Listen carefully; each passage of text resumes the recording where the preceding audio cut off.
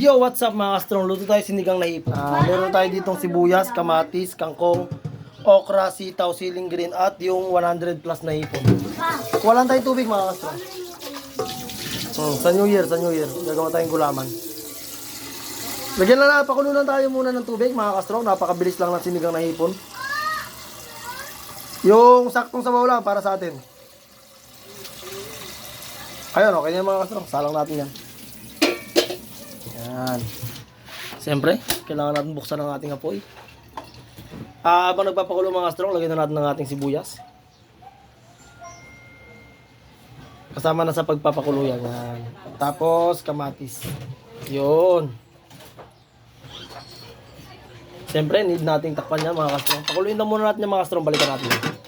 So, mga kastrong, ito na.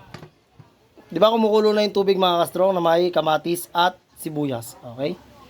Bali mga kastrong, ilalagay na po natin ang ating ganito ginagawa ko pag sinigang na hipon mga kastrong nor sinigang mix sa gabi. Yan, lalagay na natin ng mga kastrong. Yan. Tapos shrimp cubes. Okay, tutunawin muna natin ng mga kastrong. Ito mga kastrong ewan ko sa proseso nyo kung paano kayo magsinigang na hipon ha. Pero ako mga kastrong, ito ang proseso ko po ha. Tapos, ilalagay na po natin yung sitaw kasi medyo matigas po ito. Kasi yung hipon po mga kastrong, napakabilis lang po lutuin yan mga kastrong. Kaya, unahin muna natin yung gulay lutuin. Bago natin ilagay yung hipon natin mga kastrong. Lagay ko sitaw mga kastrong para pakuluan natin to kahit mga 1 o 2 kulo. Yan mga kastrong. Takpan muna natin. Balikan natin mamaya yan. Mga kastrong, ayan kumulo na.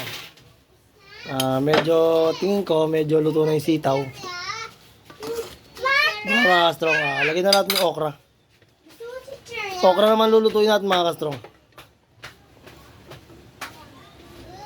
Yan. Tapos, siyempre papakuluan po muna ulit natin yan. Mga 1 kulo. Takpan natin. Balikan natin mamaya mga kastrong. Ayan o. Luto na yung gulay.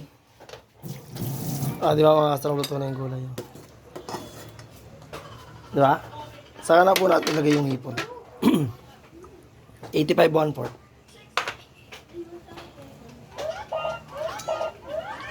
1/4. Bakit pahuli yung hipon? Mga kastrong, siguro may magko-comment dyan. Bakit pahuli yung hipon? Pwede naman sabay-sabay. Mabilis lang po kasi lutuin tong hipon mga kastrong. Pangit rin lasa na ito pag nag-overcook. Titigas po ito. Yan. Tapos mga kastrong, siling green. 1 kulo lang mga kastrong. Tapos diretso lagay na tayo ng okra. No need na pong takpan mga kastrong. Pakuluin na po natin ng 1 kulo yan. Ayan, tignan nyo mga kastrong. Luto agad yung hipon. Di ba mga kastrong? 1 kulo lang mga kastrong. Lagyan na natin yung kangkong mamaya. Pakuluin lang po natin yan mga kastrong. Balikan natin yan pag kumulo na. Kastrong, ayan kumukulo na po siya. Na-adjust na rin po natin yung timpla niya mga kastrong. Luto na po kagad, di ba yung hipon? May mga kastrong luto na yung gulay, luto na yung hipon. Hindi po overcook, di ba? Lagay na po natin yung kangkong. 1 kulo na lang ho yan.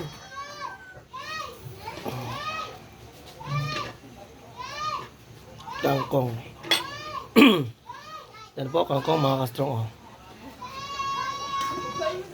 Na-adjust na po yung timpla niyan at okay na po yan. Tapos yung gulay po mga kastrong, hindi siya overcook, di ba? Hindi siya durog. Masarap nguyain niya, malutong-lutong. Okay na po.